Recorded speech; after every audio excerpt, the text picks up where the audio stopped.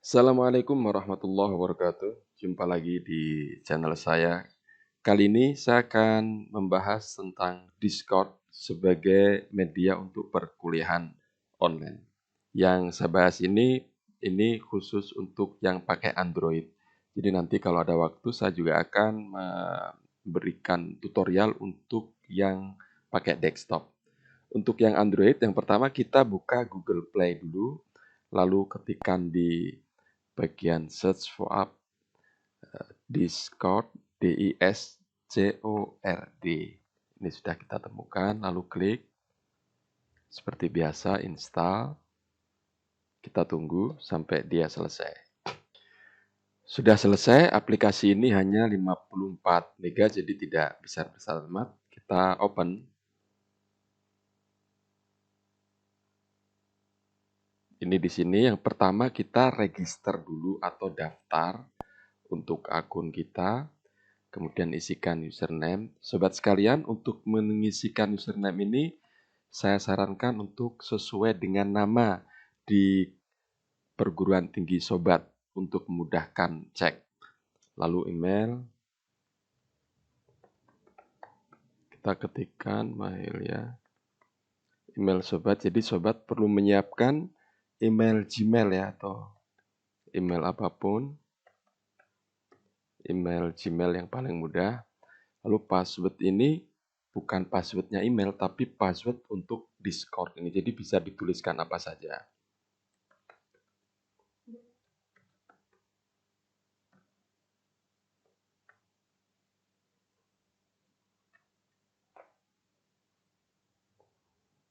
Setelah selesai, klik create an account. Untuk masuk ke server perkuliahan sobat tinggal klik join a friend di sini. Kemudian masukkan invite link yang dikirimkan dari server perkuliahan sobat. Kita masukkan invite linknya, kemudian kita klik join. Setelah masuk seperti ini sobat, klik di accept invite. Sobat sekalian, sekarang kita sudah masuk di servernya perguruan tinggi. Sobat klik tanda garis horizontal 3 ini. Dan kita akan nanti oleh admin kita akan dimasukkan di kelas sesuai yang kelas kita. Demikian pun kalau dosen nanti juga akan dimasukkan sesuai dengan di mana tempat dosen itu mengajar. Sekarang kita tunggu admin akan memasukkan kita di mana. Baik, sekarang ini admin sudah memasukkan saya di kelas praktikum sehingga saya bisa masuk di sini. Ini kelas praktikum, ini chatnya untuk praktikum. Sobat misalnya sebagai mahasiswa ataupun dosen, yang pertama bisa mengirim message atau pesan teks. Untuk mengirim pesan, sobat sekalian, seperti biasa di WhatsApp dan di yang lain-lain sama. Tinggal tuliskan kata misalnya terima kasih. Sobat bisa, kalau misalnya ini untuk beberapa tips, untuk bold, di sini kasih tanda bintang, lalu teks, lalu tanda bintang 2 kali lagi, kemudian send atau kirim. Maka teksnya akan bold. Kalau miring, bintang, lalu teks,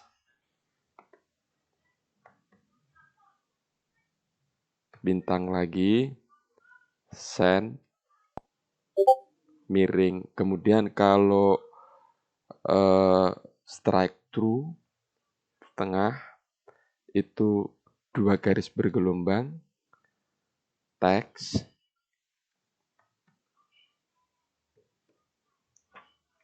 send.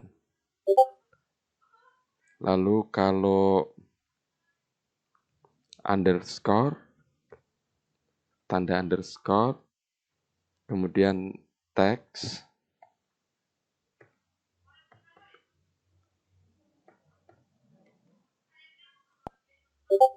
enter. Kalau mau mereply, kalau di sini istilahnya quote, itu caranya tab agak lama, lalu pilih Di sini ada pilihan quote, kita tap, kemudian masukkan kata yang mau kita quote, misalnya. Ini contoh quote, send. Quote-nya quote juga bisa kita quote lagi. Misalnya ini sudah quote ya, lalu kita quote lagi. Sama, tap agak lama, lalu pilih quote. Ini quote-nya quote, send. Untuk mengirim emoji seperti biasa, tinggal seperti ini kita pilih misalnya, lalu send. Kita tutup. Kemudian sobat juga misalnya, ini ya, kita tap agak lama. Kemudian langsung menanggapi dengan jempol misalnya. Langsung klik. Nah, kita menjempol. Ada satu reaksi untuk komentar dari Bapak Najib Bukhari ini.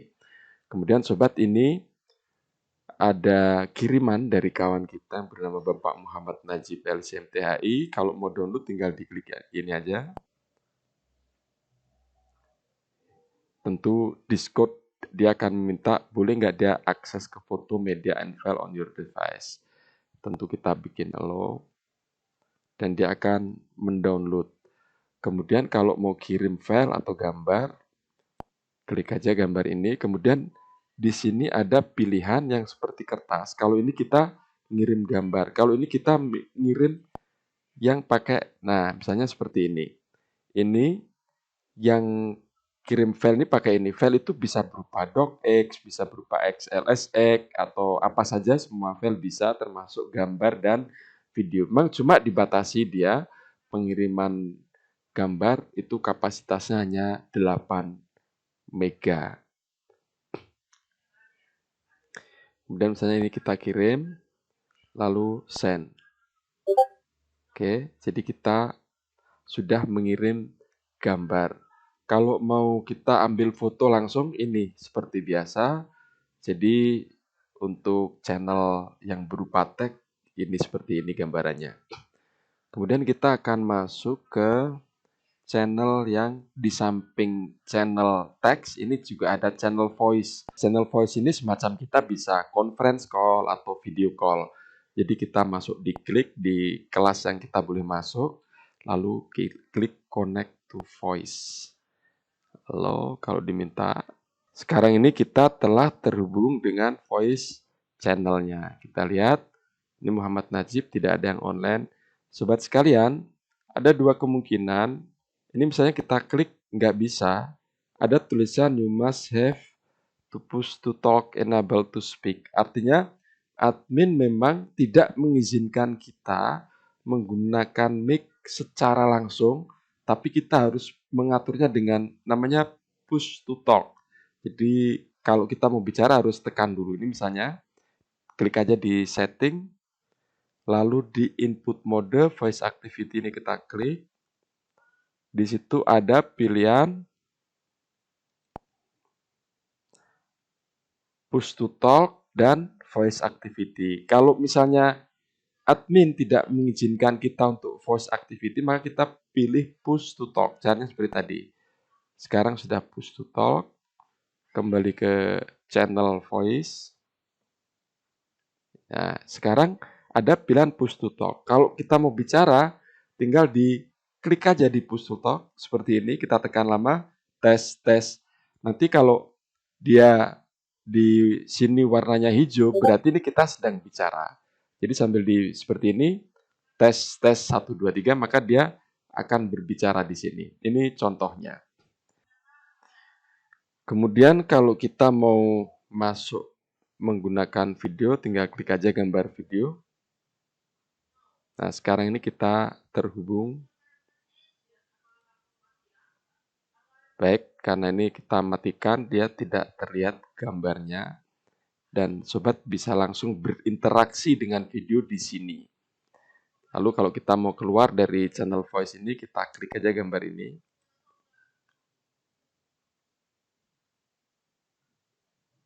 Ini permintaan dia untuk rating.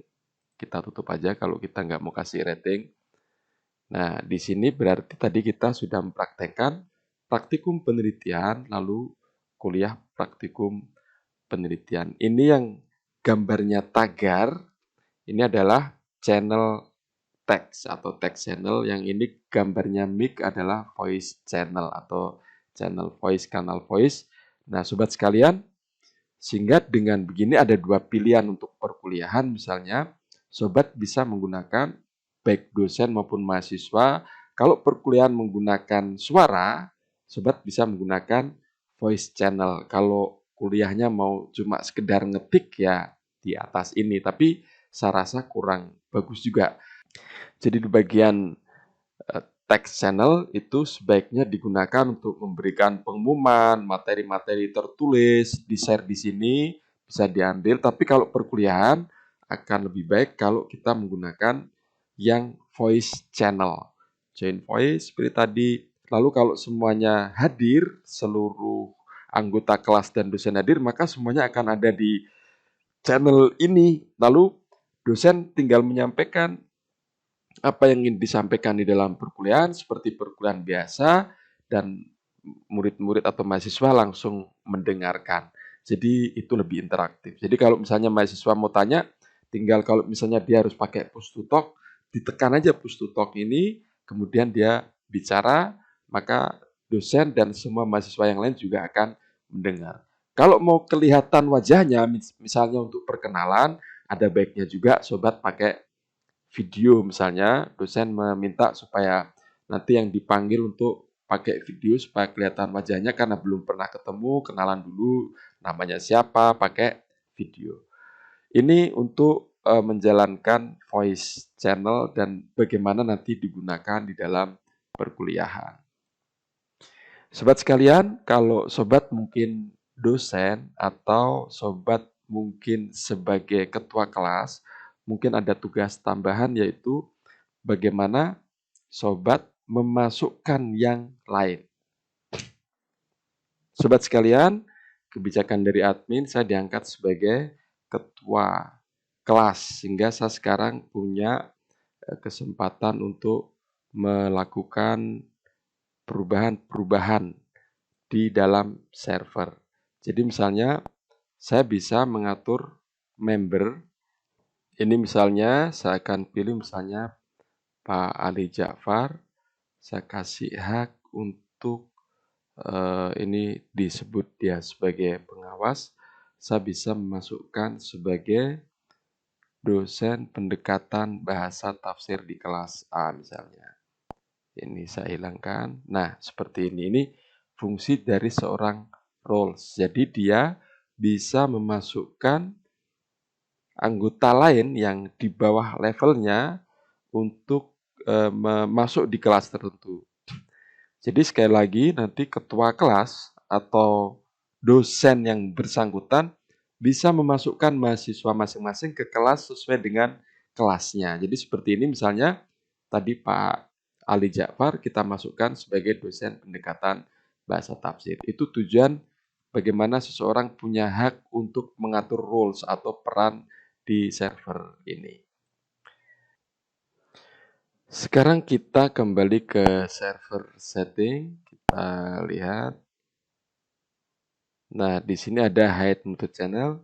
Ini diaktifkan. Kalau warnanya biru berarti dia aktif. Tujuannya adalah untuk, ini misalnya ya, saya adalah anggota IKT 7A. Ini kan banyak kelas nih. Nah, sobat bisa menonaktifkannya atau memutkannya dengan cara klik lama, lalu klik mute IKT 5D, kemudian kita pilih until Ethernet back on. Nah, sekarang IKT 5D sudah tidak aktif. Jadi tujuannya adalah supaya nanti yang kelihatan aktif adalah kelas kita aja. Kelas yang kita tidak ada di dalamnya nanti tidak aktif semua. Kemudian yang terakhir ini adalah fungsi change nickname. Ini untuk mengubah misalnya, oh nama kita nggak sesuai dengan yang ada di absen. Kita ubah dong. Oke, kita ubah misalnya Benehat Awa Muhammad. Seperti ini lalu kita save. Maka semua nama yang tadi Muhammad Najib sekarang berubah menjadi Benehat Awa Muhammad. Demikian sobat tutorial saya tentang Discord untuk kepentingan perkuliahan. Mudah-mudahan membantu perkuliahan online sobat sekalian. Terima kasih telah mengunjungi channel kami. Sampai jumpa di video yang akan datang. Wassalamualaikum warahmatullahi wabarakatuh.